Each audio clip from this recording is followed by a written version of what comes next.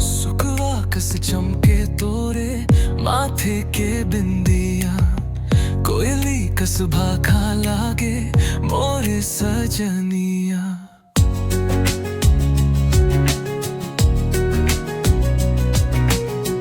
कन्हा हर डोले ऐसे धनहा लहराए, अचरा गगन उड़ाए जैसे पुरवैया।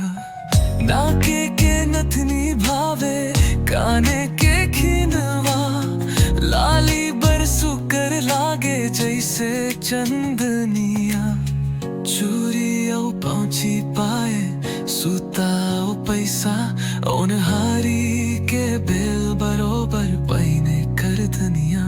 छुटकी औ बिछिया चमके साटी औ तोना, मौसम के हाल सुनाए पर बजनिया।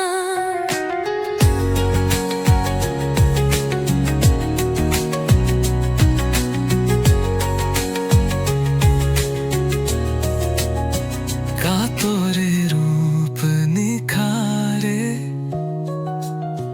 कोसरिया सजना,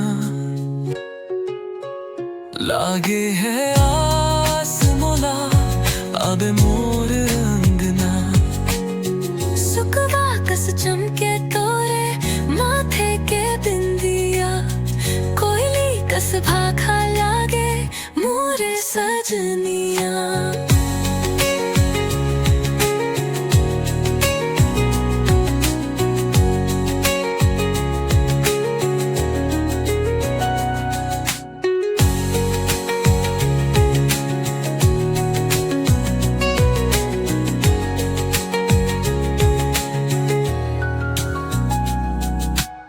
सुखवा कस चमके तोरे माथे के बिंदिया, कोयली कस भाखा लागे मोरे सजनी।